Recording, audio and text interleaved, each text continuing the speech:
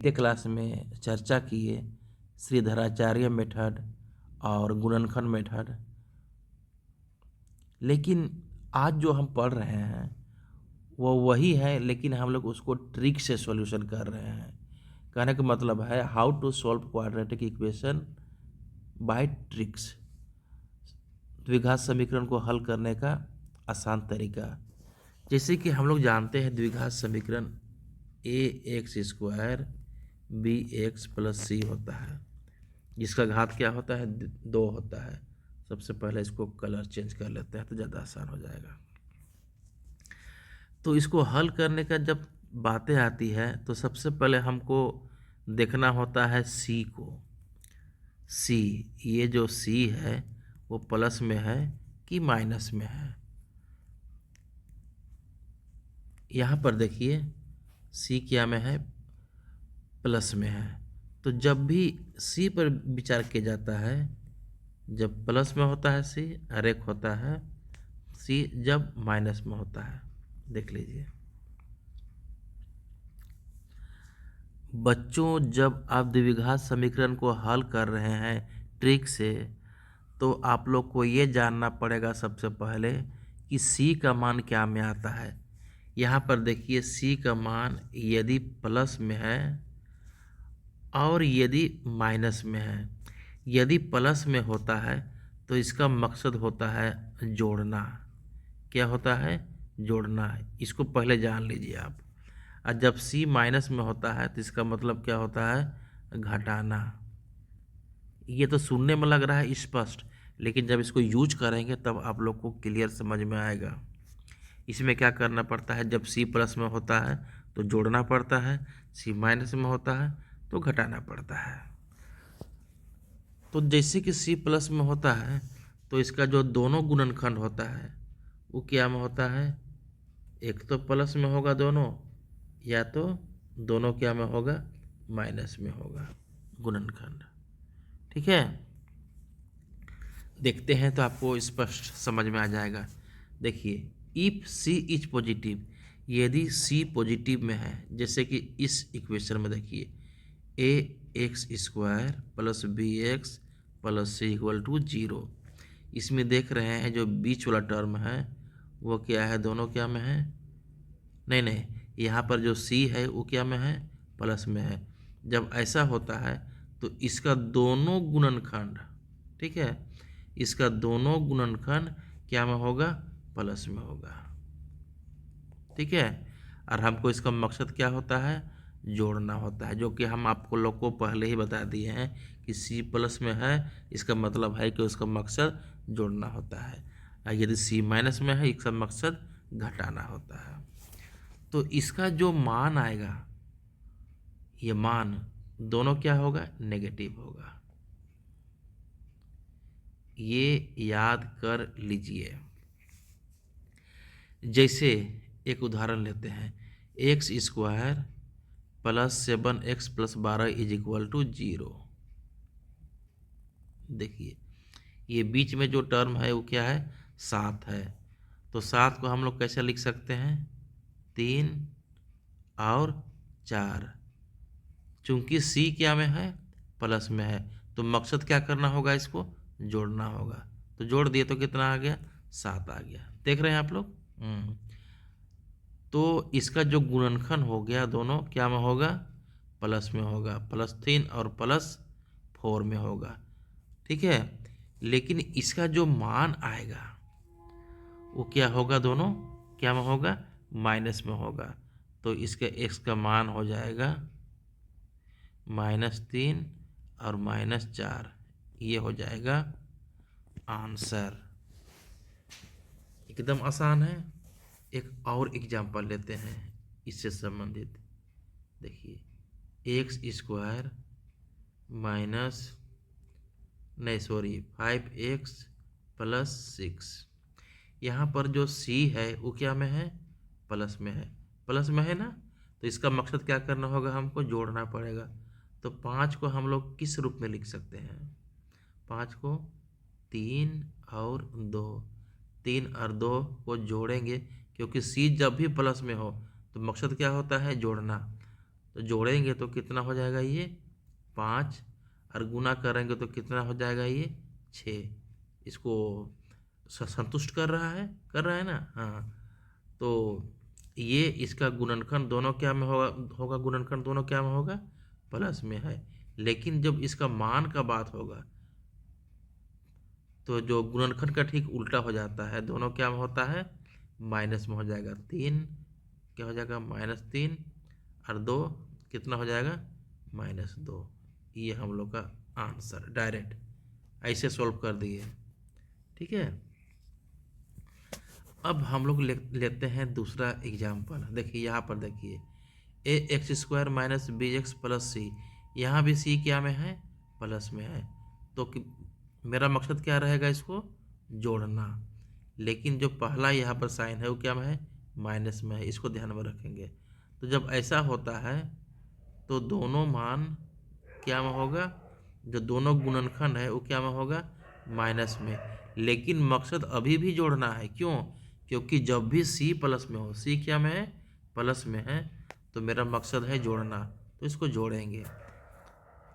इसको समझ सकते हैं इस एग्जाम्पल के सहारे। यहाँ पर देखिए, इसको बनाते हैं। पहले इसको मिटा लेते हैं।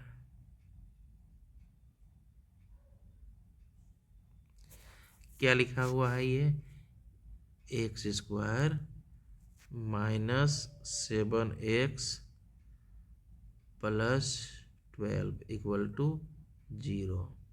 यहाँ पर देखिए, इसी क्या में है, प्लस में है। तो इसका हम लोग ये तो समझ गए कि इसको क्या करना पड़ेगा, जोड़ना पड़ेगा। लेकिन यहाँ पर चूंकि माइनस है, इसके लिए इसका दोनों गुणनखंड क्या में होगा, माइनस में होगा। क्या लिखेंगे, 7 है ना, तो ये होगा 4 और ये होगा 3 दोनों। ठीक है, 7 को लिख सकते हैं 4 3, और 4 3 क्या होता है ये 12।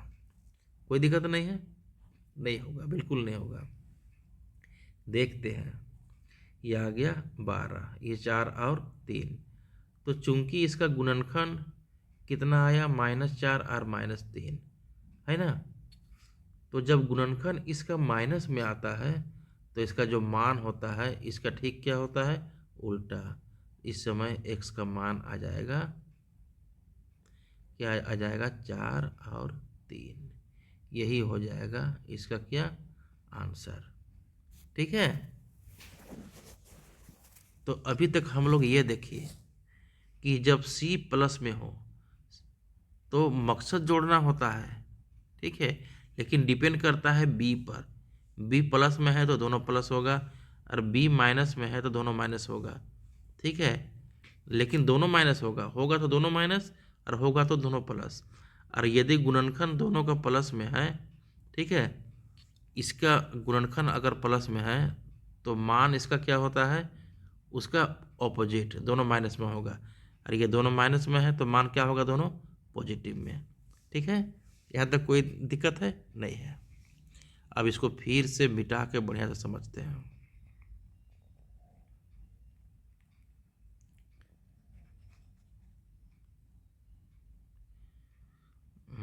फिर से समझते हैं अच्छी तरह से।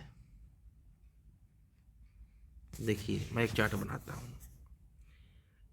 ये तब की बात है जब सी क्या में है, प्लस में है। जब सी प्लस में होता है, सी क्या में होता है, प्लस में होता है, प्लस में। जब सी प्लस में होता है और बी का मान यदि प्लस हो, ये बात तभी का है जब क्या होता है, सी प्लस में होता है। तब यदि बी का मान प्लस हो, ठीक है, तो इसका जो गुणनखंड है, देखिए गुणनखंड वो क्या हो जाएगा, दोनों प्लस में।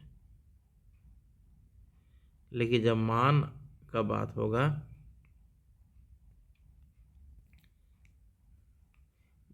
मान, तो क्या होगा, इसका ऑपोजिट, माइनस में। ठीक है, कब, जब बी प्लस में होगा तब। लेकिन जब b माइनस में हो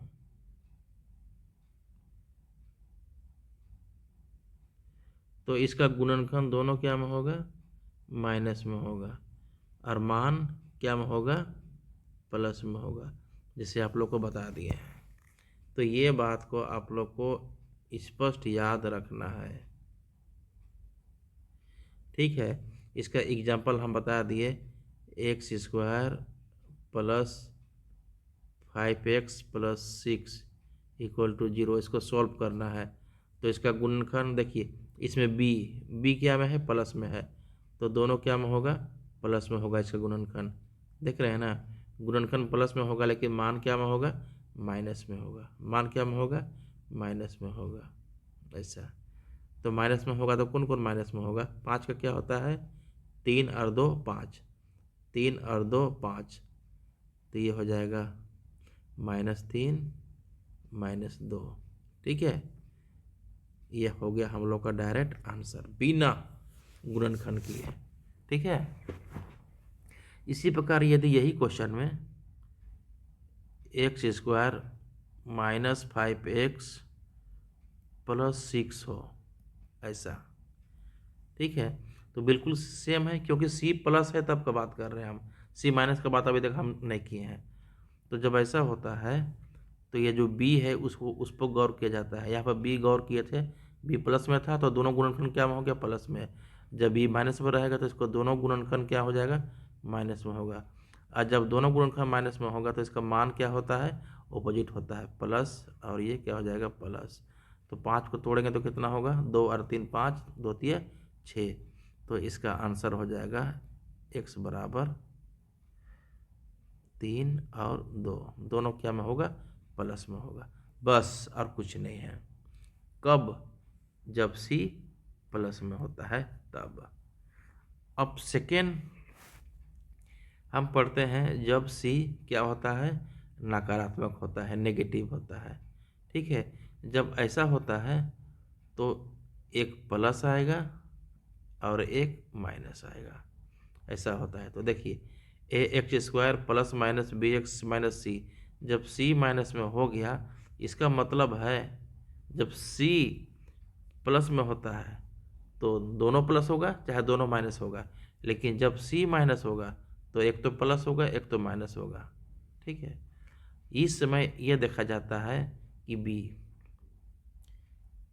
c माइनस में है, c क्या में है, माइनस में। अब देखा जाता है कि b प्लस में है कि माइनस में है।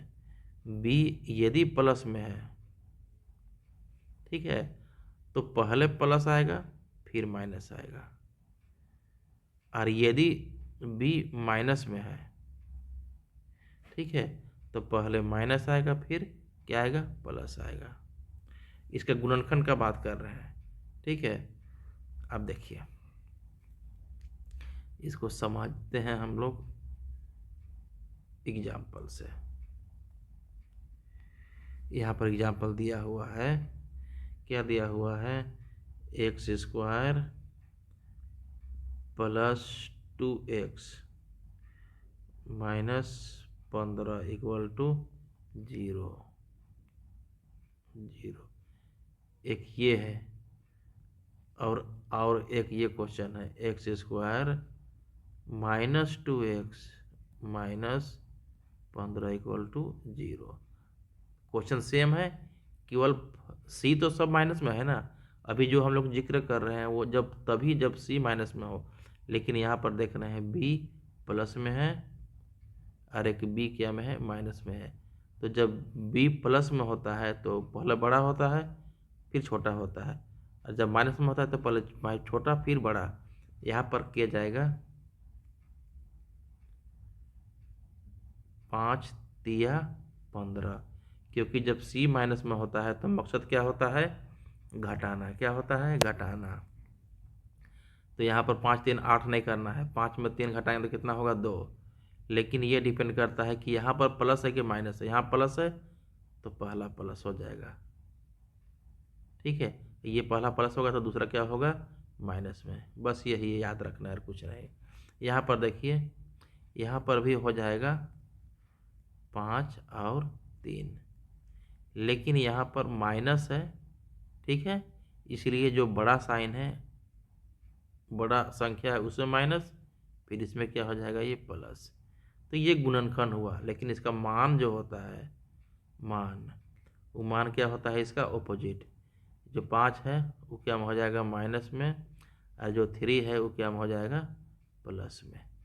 यहाँ पर मान हो जाएगा इसका ठीक उल्टा, एक हो जाएगा प्लस में और दूसरा हो जाएगा माइनस में। बस इसके अलावा छोड़ के कोई द्विघात समीकरण आएगा ही नहीं, ठीक है। तो अभी जो हम लोग पढ़े, क्या पढ़े, जब c प्लस में होता है तो हम लोग का मकसद क्या होता है, जोड़ के चेक करना होता है। और जब c माइनस में होता है तो इसको क्या करते हैं हम लोग, घटा के चेक करते हैं। जब c प्लस में होता है तो दोनों मान एक तो प्लस होते हैं, एक तो दोनों माइनस में होते हैं। लेकिन जब c माइनस में होता है तो एक तो प्लस होता है, एक तो माइनस होता है, एक तो माइनस होता है, एक तो प्लस होता है, ठीक है।